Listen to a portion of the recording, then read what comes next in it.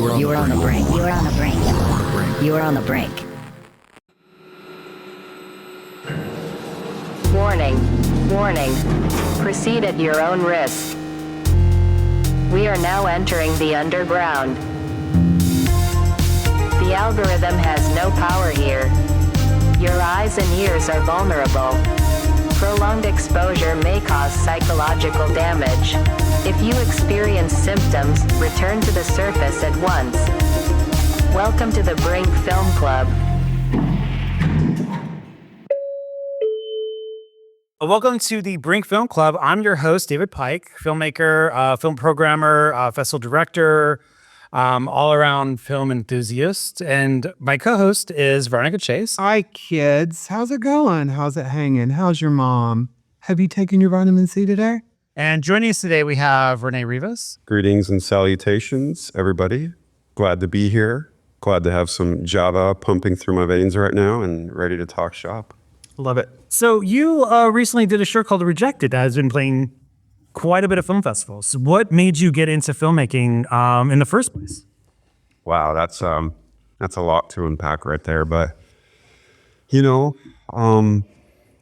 as we all are film aficionados, I have loved films going back to being a little kid. It was ultimately an escape as a child, and it still is as an adult. But one of the biggest activities that I gravitated towards when I was a child was heading to All Day Music, which was a music and video rental place, and just, picking out one or two VHSs for the weekend and just watching them over and over and over again.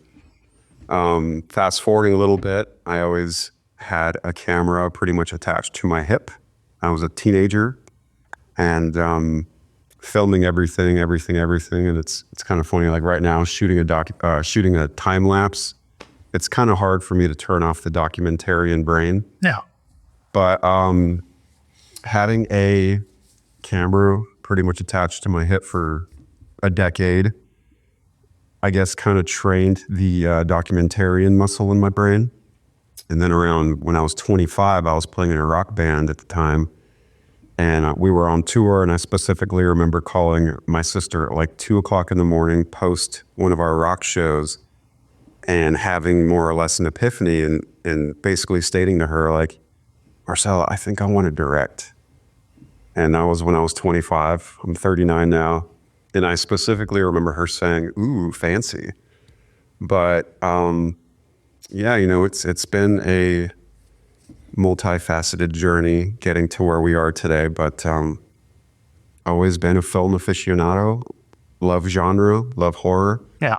And So was there ever a movie that inspired you to direct something, or is there like maybe a couple films? With me, it's always a couple. It's ever like, I can never pinpoint just one, but some people can. And is there either one or maybe a couple that was like, oh my God, so that was the one that really struck me and I needed to do something, or just maybe a series of them? Anything like that? well, I kind of always default to my favorite film of all time, which is Back to the Future.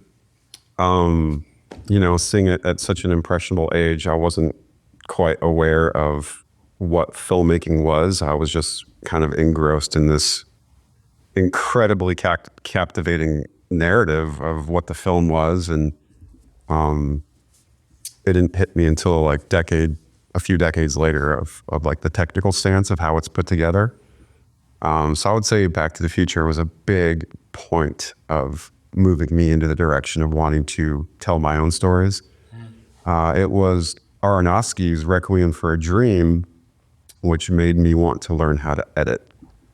So I would say Back to the Future was a huge inspiration in wanting to learn how to move forward as a filmmaker, and Darren Aronofsky's Requiem for a Dream really made me want to learn how to edit. So those two, and then have to give a shout out to John Carpenter's Halloween, which is my all-time favorite horror film.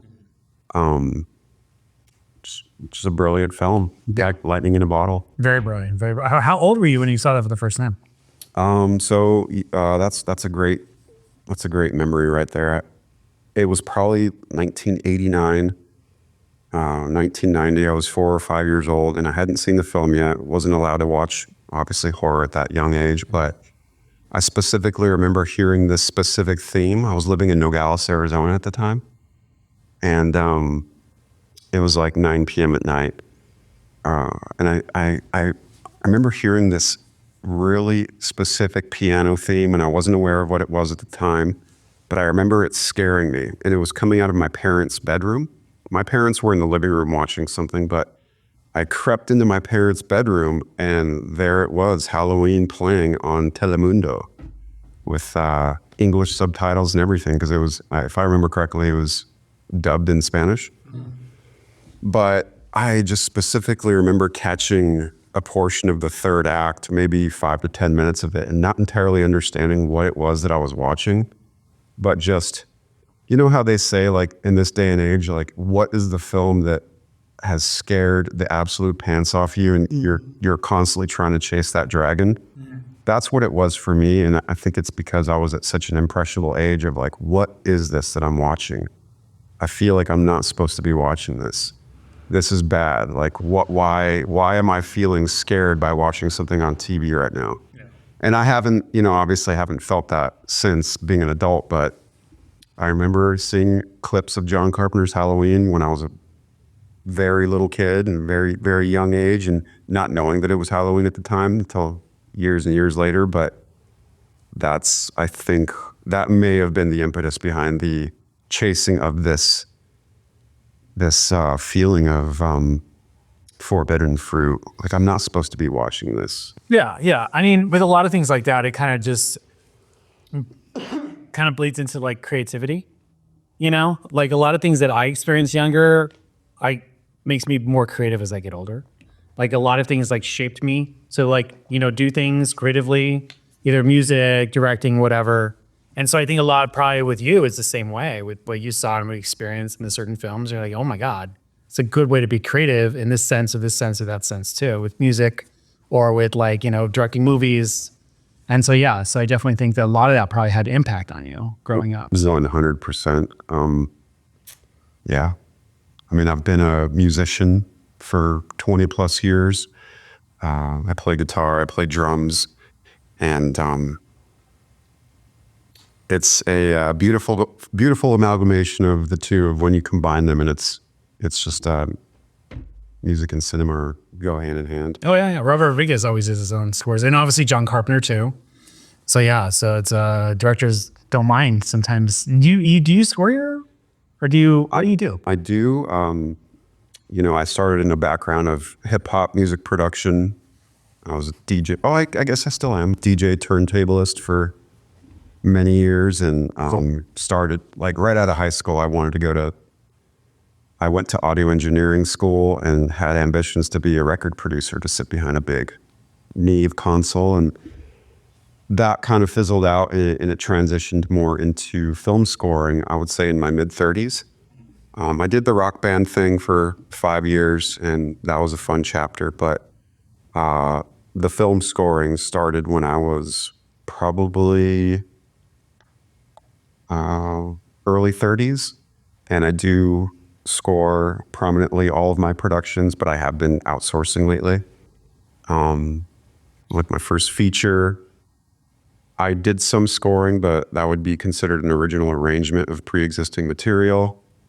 I didn't score The Spirit of Haddonfield. That was an original arrangement. I scored The Tent with original music that I composed. So you're doing like almost 50-50, or more like, yeah, half your movies you do and half your movies you don't? I mean, I'd like to score a majority of my film work, but there's obviously tons more talent out there. Yeah. And if I can leave my mark in the scoring department, I'd love to, but it's a happy balance of, You mentioned that Halloween was your all-time favorite horror movie. If you could create your own Michael Myers, or what would your character be like if you could make what you would consider like your seminal monster villain? What would they be like? Or is that even anything you've thought of doing? I mean, it's definitely, I feel like any genre filmmaker has had that idea cross their mind from time to time. But those are definitely big shoes to fill for sure. Trying to create your own monster, your own intellectual property that could potentially start a franchise. But I want to give a shout out to our little micro horror short called 103185, which I wrote and directed and actually acted in back in 2022. It's just a micro short. It's 2.5 minutes, but it features a killer by the name of Mr. Trick. And on Letterboxd, I've been getting, and on YouTube, been getting a lot of feedback saying like, oh, I'd like to see a feature film and with this narrative and with Mr. Trick involved. So indirectly, I feel like maybe that could be a character that's further explored. Okay. What do you like about Mr. Trick? What do I like about Mr. Trick? What gives him that that, or it's something you think that maybe might resonate with people, like might? I mean, at the end of the day, I haven't thought too much about the character. The whole production was a palate cleanser coming off of our previous production at the time, Judy. Right. So it was like a weekend project, and I didn't have anybody to play the antagonist. So I put on my Michael Myers overall, or whatever it is. Right. As like a jumpsuit. Jumpsuit. And I had a mask that I've had in my collection for many years, which is a kind of like an older gentleman's face with a white mustache. And I didn't really put a lot of emphasis into the character. I was just like, I don't have anybody to cast. And the 103185 project was very much like, it's October 29th. I want to film something on Halloween this year. What do I do? So it was very much a circumstance of I had to cast myself. I don't have time to find another actor. But it would be fun to further explore Mr. Trick. I actually did, just after 2 years, finished a short script to 103185 Part 2 on the plane trip to Provo, Utah, for Film Quest. I popped open the laptop on the plane and was like, all right, I've been thinking about the follow-up to 103185. It's been ruminating for 2 years. I know how I want it to start. I know how I want it to end. And it's probably going to be like a 3 to 4 minute short when I eventually do shoot it. But actually just wrote the script to the sequel of 103185, which features more of Mr. Trick's ghoulish antics. I think it would be interesting because in my career, a lot of times, it's not been the things that I tried so hard to stick the landing with. It was often the characters and often the concepts that in the moment I thought were throwaway concepts.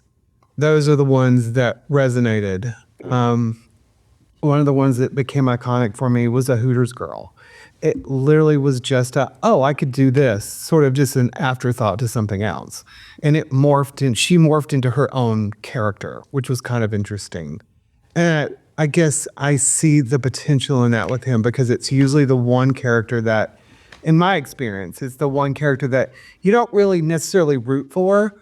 But I think what it is I feel like as an artist, there's that part of you that's so eternally working, so eternally producing, that it's sort of like when steam escapes from something. It's something that just escaped out into the ether, took shape, and now you'll just nurture it a little, and next thing you know, everyone's being Mr. Trick, or everyone thinks Mr. Trick's the shit.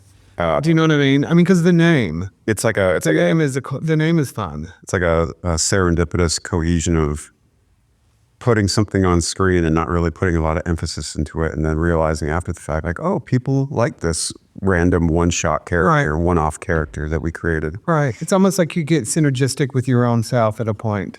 Yeah. Yeah. I like that. Well, we are going to move on. Let's move on. So, all right. Renee's pick is Fire in the Sky. Yes. You want to discuss a little about it, and then we'll talk about it? Fire in the Sky. So this is a gem of a film that needs people's attention. People need to see this film if they haven't seen it. In my personal opinion, I consider it to be the scariest alien abduction movie ever put to celluloid. I agree. So for 5 days, a man was borrowed.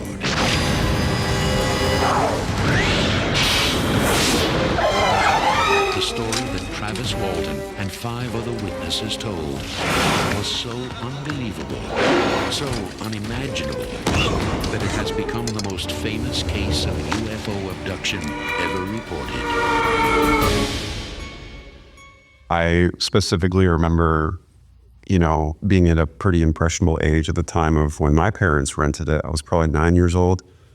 And just like the feeling of viscera watching this film. Ultimately, 80% of the film is pretty grounded, but obviously the supernatural alien elements come into play, which are executed in a brilliant fashion. But the film just felt as real as it could have been, because it's based on Travis Walton's actual experience.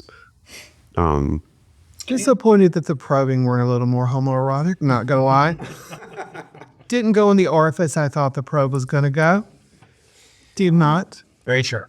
But yeah, it really holds up to this day. The last time I revisited it, it's actually been a couple of years, and since I've revisited it, I've seen it so many times, so I didn't feel like I needed to 100% revisit it before this. But Yeah, there's no CGI in this. This is It's all practical. all practical. And then when it's practical like that, it really, Has more weight. yeah, it does. And then the idea that this was a true story, and then you're seeing these flashbacks happen. Right. And when I saw it, it just freaked me out. Like, oh my God, is that really what is inside these UFOs? Is it really like what is going on? Is what they do to people when they get abducted? I mean, abduction stories have been around for a very long time. Right. One thing about this that I do have to note and say is that I did meet him. I did meet Travis Walton. Wow. There's another movie called Travis Walton. It's a documentary. It's on Apple. Travis, the true story of Travis Walton. I think I've seen that. And so he is the one behind that, and he got stuff done with that. He likes Fire in the Sky, obviously, whatever. So I played that for the Arizona Underground years ago, and I talked to someone, and he's like, he's coming down for the screening, and he's going to come down in his old truck, like the old truck he had since the 70s when he got abducted. He still has that truck, and so he came down the old truck. He parked right in front of the screening room, and he popped in, and I got to meet him. And he's a nice guy. He signed the Fire in the Sky poster and the book that he wrote, because he's a book too. He did a Q&A. And so after during the Q&A, one of the things that I noted during the Q&A was that he said ever since he got abducted, he never got sick. He's never been sick, not even a cold, nothing. Wow. And he's still alive. I looked him up. And I wonder if that's still true to this day, that he just never have gotten sick since he got abducted. That was one thing. He's like, I've never had an illness. I just been whatever they did. It's like I'm healthy. Like it's just So I have no idea what that means. I don't know if they did anything to him or what or anything. But it was very shocking. Yeah, it says 71. Yep, so it's 71 right now. But yeah, at least I got to meet him. He's a cool guy. And I think there's, the endearing fact that it's an Arizona narrative. Yeah. Like I specifically remember when I was a little kid, my family and I, we used to go camping up in the White Mountains, which is in the proximity of Snowflake, Arizona. Yeah. And my parents always been like, oh, watch out for alien abductions, because we're going to be camping in the area, which would terrify me at the time. Of course. But it's an Arizona story. And I just think that director Robert Lieberman just knocked it out of the park. We did. Being completely practical. The performances are just top shelf, and the alien abduction sequences are just unnerving. Oh, no. Practical nature of them, the pods. It's just the imagery in this film is just entirely striking. Yeah. There's one of the things that really freaked me out was being in that ship. Oh yeah. I was like, the directing in that was like, oh my God. Camera so old. I don't know if you. Yeah, so I don't know if you looked him up, but Robert Lieberman. Apparently, this is from what his filmography looks, is that this is probably the best thing he's done. Yeah, I mean, besides D3, Mighty Ducks 3, which I didn't watch, but that's also ranked kind of high. But this is he's doing a lot of TV shows and stuff like that nowadays. But I think this is probably his best thing he's ever put out, as far as truth be told, I'm not too familiar with a lot of the other stuff he's done. I mean, he's got a lot of directing credits, but it's all TV. All TV stuff. And D3 is. I mean, when you got you're a director, you got to pay your bills. Or you take on whatever project they give you, and you direct it, and you make the best thing, and then they hire you in for the next thing. And that's why you know, a lot of directors, they direct these movies and they go to TV directing because it's a paycheck, you know? It's a steady paycheck. Yep. And you're a director, might as well get paid to do it. Yeah. So before we move on, can I do a quick little plug? So Fire in the Sky it's always been a huge inspiration for me as a filmmaker, being an Arizona narrative.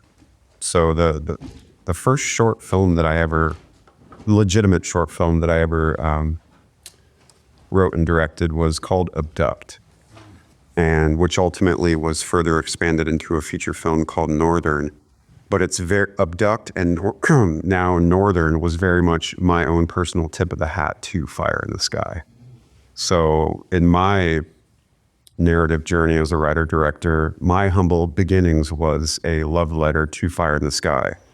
It's a 70-minute 4x3 drama noir with sci-fi tropes peppered in, called Northern, and it's pretty ambiguous, but it's definitely an alien abduction. Is there any way anybody can watch this? So I'm glad you asked that question because we produced the film in 2016. It's definitely scrappy. It's a bit rough around the edges, but it's representative of where I was as a filmmaker 9 years ago. Yeah. It never got released until recently, about 3 months ago. I was just like, I'm tired of this thing collecting digital dust. So I took distro into my own hands and I uploaded Northern to Film Hub. Okay. And now we're on Tubi. Now we're on Amazon Prime. Yeah. So if y'all would like to take a look into my humble beginnings as a writer-director of the film that I produced 9 years ago, check out Northern on Tubi and Amazon Prime. It's my love letter and my tip of the hat to the Fire in the Sky narrative, which Great, yeah. We'll definitely check that out. Oh, no, yeah. Sure. I literally just got the Tubi app on my phone, so. it's a fun one. And it's bite-sized. It's only a 71-minute feature.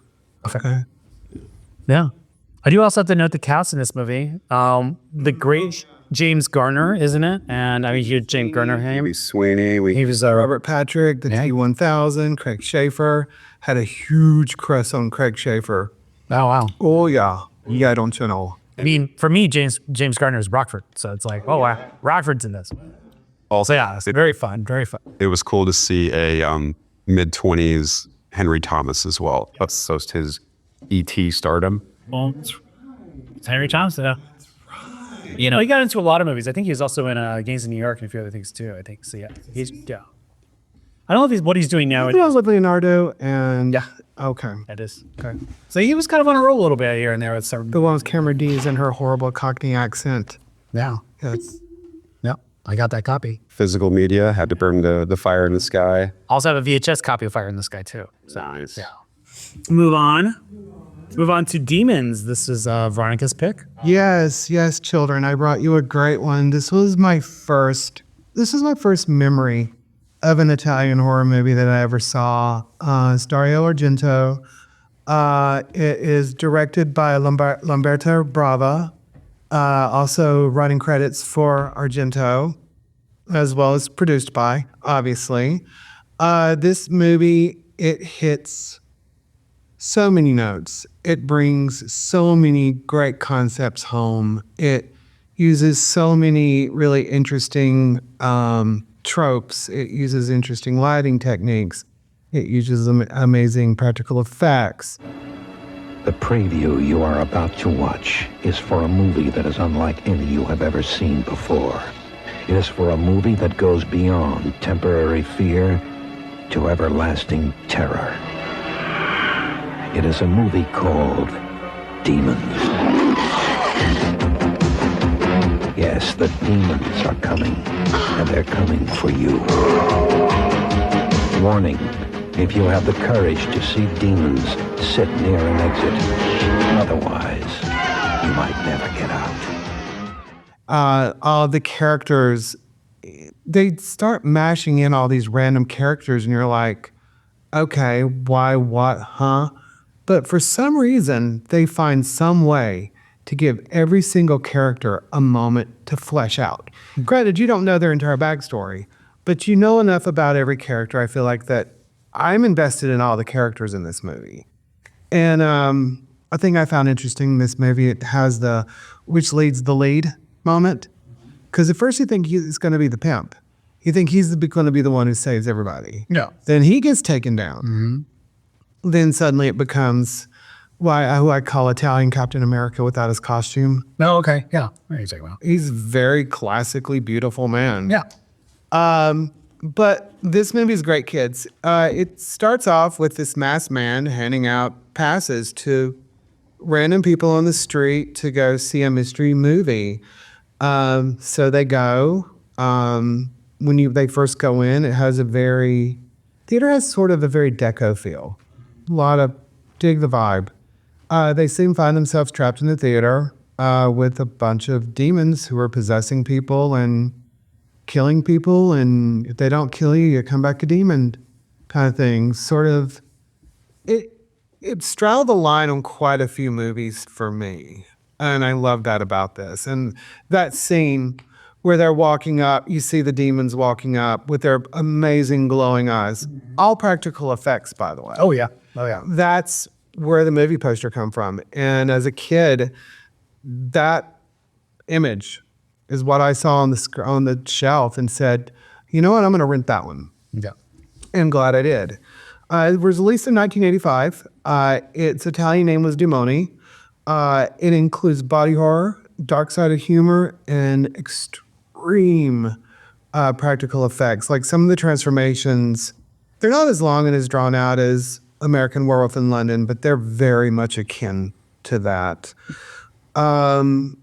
Lighting design, I mentioned earlier, the lighting design in this was, I feel, very key. With it being in a movie theater, and a movie theater sort of being dark by nature, is sort of a great way to sort of set up mood and to sort of show the darkness that's around the little pools of light that sort of are their havens and parts of this movie. The fact that at one point when they were trying to get out and the exits are now bricked over. They're little walls. But that pump man got in, though. Well, because the theater let him in. Yeah, exactly. The theater let him in, which was really, really, really crazy. The soundtrack. Can we talk about this fucking soundtrack? Oh, yeah. It's Billy Idol's on it, which I think is phenomenal. And it's also got a lot of, like, Set, Motley Crue. Yeah. Rick Springfield, Go West, amongst probably 7 or 8 more. And I always wondered how they pulled that off, but it was an Italian horror movie. Yeah. They could sort of get away with things, I guess, at that point that other areas could not for what. I mean, as you know, in the 80s, like the hair metal and horror worked very, very. Oh, yeah. It was just like, you watch a horror movie. Well, in all of those movies, if you think back, even if it's just a side character, there's always some kind of a rocker kid, or there's always some kind of a punk kid, or there's always some kind of kid with a mohawk, or there's something that's very much of that fabric of that time that they weave into sort of the fabric and the background of that universe that they're building. One of the best gags on this movie, and being a drag queen of a certain age, I can appreciate getting Coke from a Coke. Yeah. Oh, I know that too. And I did. Yeah. As a straw in the Coke, just sticks the straw right up his nose and just right out of the can, and then the Coke off the can, off her can.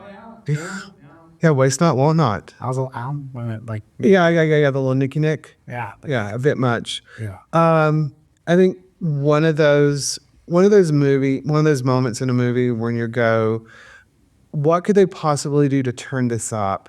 And then you see Kathy, who's already a demon, birth a demon out of her back.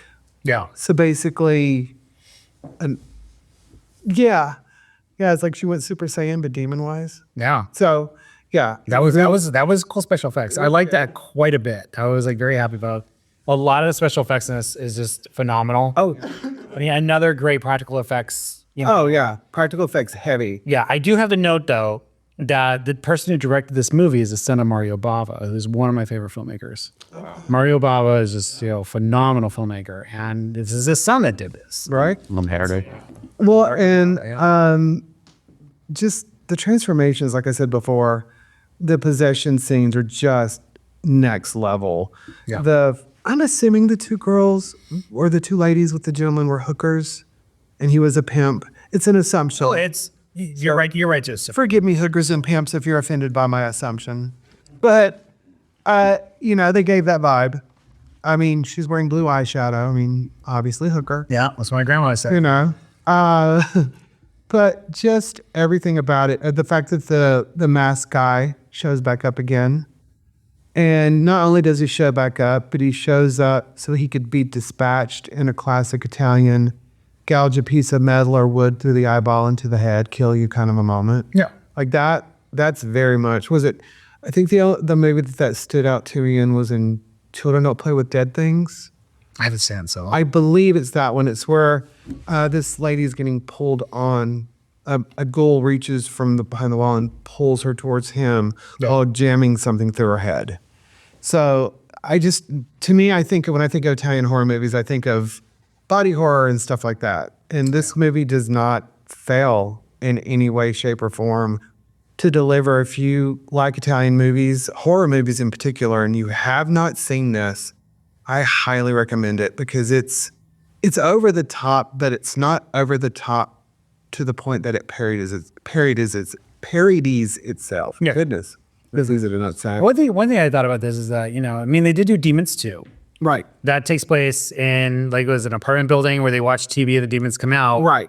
But I think what they're doing, it's been a while since I watched this, but what they've been doing is they're watching I don't think they're watching live footage, but watching the previous demons as a movie on the screen, and then demons come out, or it makes people So kind of like how in the first movie, it sort of plays into that sort of meta-ness of that, where when the one lady discovers, she's like, it's the movie. What's happening on the movie is happening here in the theater. Yeah. So it's sort of like they're carrying that sort of cursed object, cursed thing, sort of very early Ring. Yeah. I mean, my thing is on a sequel, I really wanted that to be more like, okay, demons are taking over the world, and then let's see what happened the next day. I would love to have let's rehash this story and do it in a but I mean, it's like they kind of took a little bit from the other one and put it in there, but they didn't completely did it. But I would like it more to be, I guess the scale of it probably would have been too expensive. Feels more like a cash grab when people do that, in my opinion. Yeah. Like trying to cash on what was successful for them before. True. Because, I mean, you don't realize until they start getting out of the theater at the end. Because there are only two survive. Yeah. But then they meet that family in that truck, and then they start shooting like they've been outside for a little while now. Right. Well, the demons are slowly taking over the site. It turns out it's the whole city. Yeah. Exactly. It's not just the theater. Yeah. They got out. They got out. They got out like a bad case of craps. They got out. So for as far as my viewpoint on Demons, I was kind of late to the party. I didn't see Demons or Demons 2 until about a year back. I specifically remember always seeing the VHS tape in Blockbuster growing up. I just never rented it. Yeah. And what a fucking blast these movies are. Oh, yeah. Right? I can't wait to add. I think they recently got released on 4K. They did. You could get them in a box set or get them individually. I was grabbing them, and I'm like, I like them. They're 4K. I mean, I don't know. I'm debating, but I'm thinking I might just pull the trigger, just get them. I mean, you've got this amazing hero riding through a movie theater on a motorbike. Oh yeah, with a katana.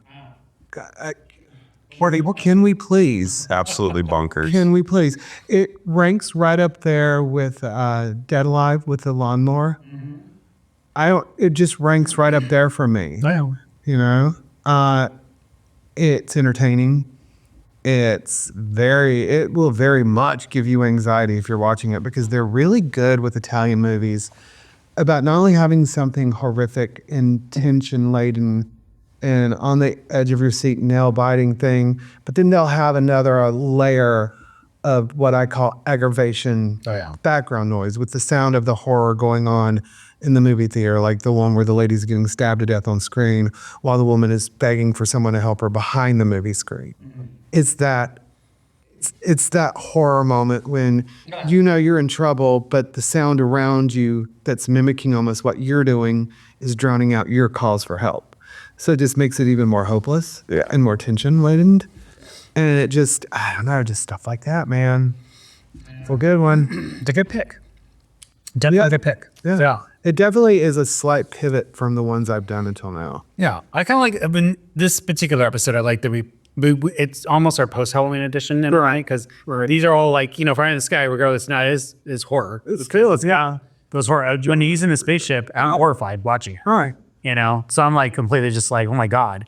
And then we got Demons. And then the next one that we're about to talk about is Bad Taste. Yes. So that's my pick, is Bad Taste. And let me just say this. Let's write this in your books, kids.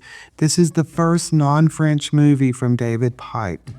It's not. Smithereens. I did Smithereens. Oh, that's right. That's right. As I was thinking about that too, I'm like, oh my God, have I only done French films? And I'm like, I look at like, oh, Smithereens. Okay, cool. So yeah. Yeah. I haven't seen Smithereens. Yeah, it's more of the punk rock sort of like, New York post, like somewhat new wave or no wave punk rock sort of movie. Sort of like with Richard Hell in it. So, Sort of like the day in the life of a really interesting young woman. yes. Kind of along the lines of Suburbia. Not too much on the punk rock thing, but more like their kind of subculture kind of thing. Like they're like, she dresses and goes to shows, but she's like also kind of, She's kind of more in her own world and of being more doing her own thing. And Richard Hell's in there as, it's a lot of just living this daily life in New York, but yeah. What was it? doing it how Smithereens. Smithereens. Yeah, but doing it how she wants to do it, which is not a good idea. One character that literally I could find zero redeemable value about, which is really sad to say. Yeah. Yeah. Yeah. Like, damn. So I like that movie because Sorry about your bad luck, but you're kind of a bitch. yeah, it just reminded me of like some people so yeah. God, why are you looking at me when you say that, David? Reminds me. Reminds me of someone I know. Basically, the idea is that Peter Jackson's first film came out in 1987. The population of a small town disappears and is replaced by aliens that chase human flesh for their intergalactic fast food chain. We've got trouble. Good word. Right, we're on our way.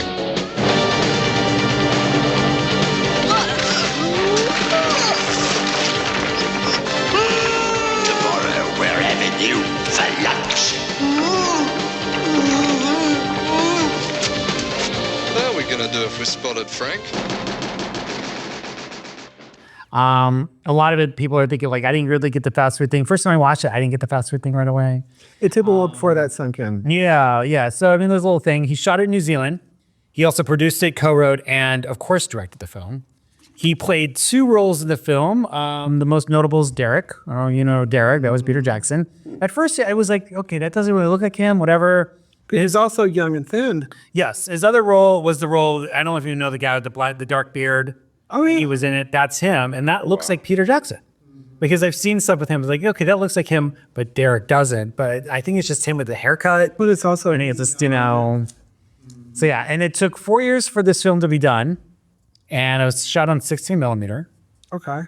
And they cut this version down, to get into some markets and stuff like that. But Australia still banned it, even after it got cut. I think what I enjoyed about this movie was how, if you were to do a Venn diagram, how it sits in that perfect middle spot of so many things. It's Monty Python. It's Invaders from Mars. It's just so many things that straddle every genre that everything in this sort of comes from, and I live for it. Yeah. The characters are all amazing. The story's amazing. Just it just has its own style, and it doesn't care. No, that's what I love. Yeah, definitely. What'd you think? Last night I revisited it, and I assumed that it was the first time I'd seen it, but it was definitely super familiar upon revisiting. So I'm pretty sure the last time I saw this was on VHS when I was a teenager. So it kind of... Wow, if you had a VHS copy, those are because I have my DVD copy still because it never came out on Blu-ray. It only came on Blu-ray in Spain.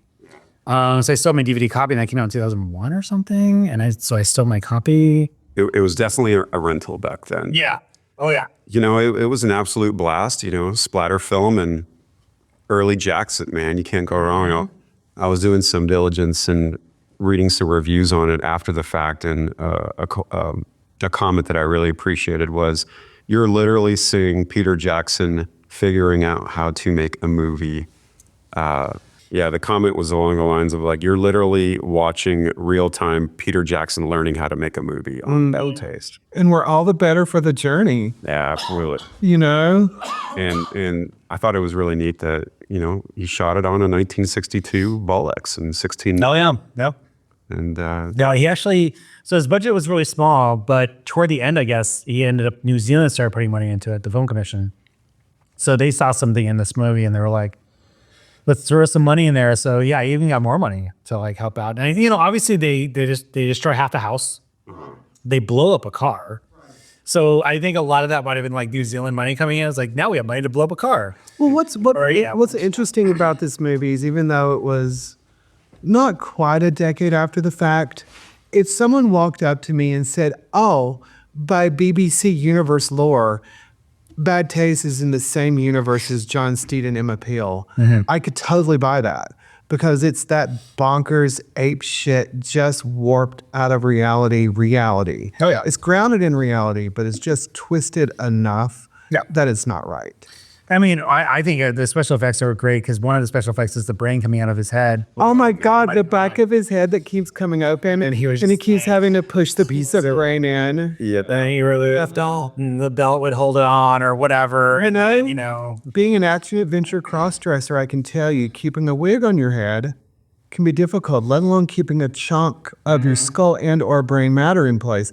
I love how at the end he just gets the headband and just sticks it on his head and holds it in place. Yeah, and then even I got grossed out because I watched a lot of stuff. This where in part, when the brain comes out, he's like trying to look for it, and it's in his grip there. And he's like, and he's stepped off, and then he's like his brain, and then it's all got rocks and chunks, and you're like, okay, it's really rough.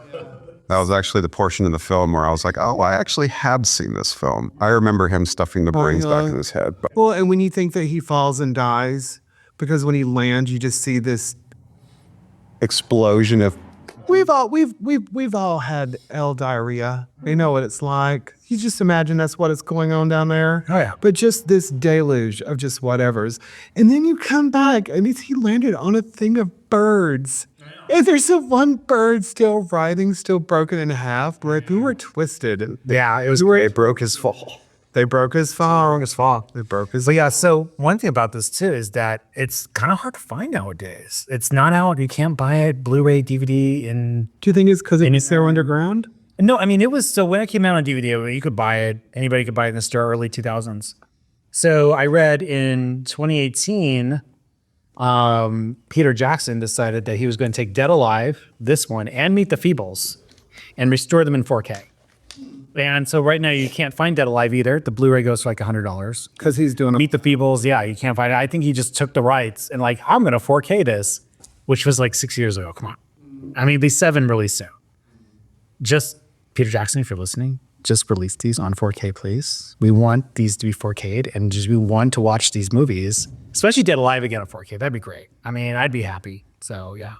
Well, Dead Alive's such a good movie. Oh, Dead Alive was a I like how it's sort of, it almost feels like The Simpsons reached back to not The Simpsons, Futurama, when they were doing oh God, what were they eating? It looked like little chicken nuggets, but it turned out it was the young of this alien planet. It's sort of like they did a reverse telling of this story in a way. Oh yeah. Mm-hmm. Oh yeah.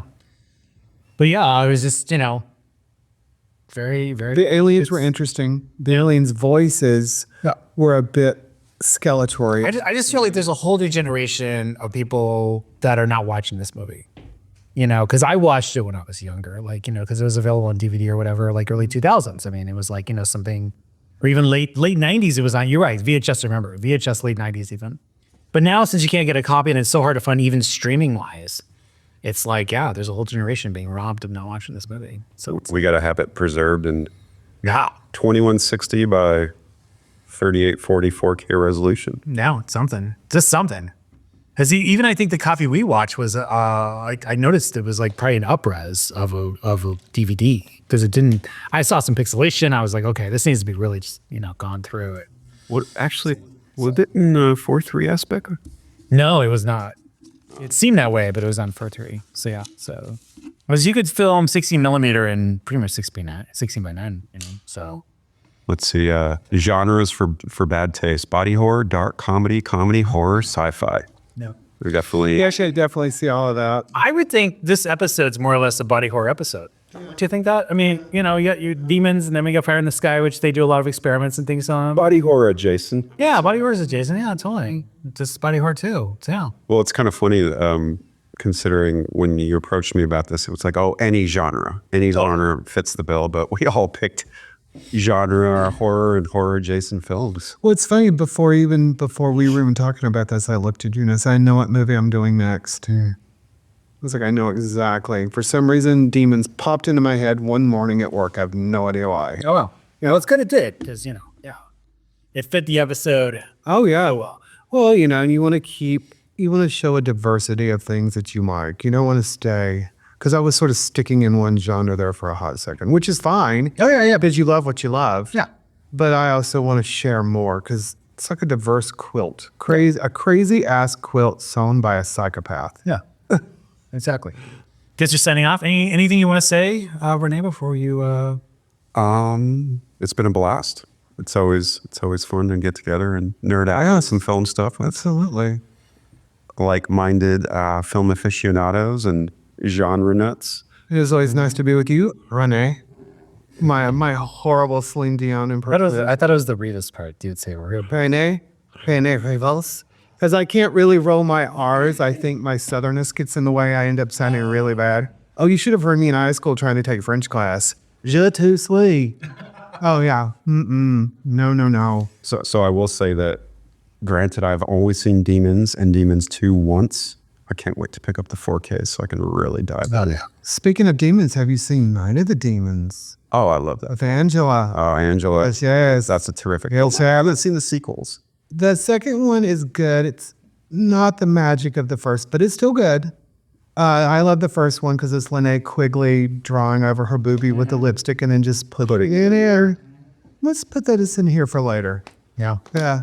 I was like, wow. I just remember two things happening in that moment when I was a teenager. Going, one, holy fuck, you can do that with a boobie?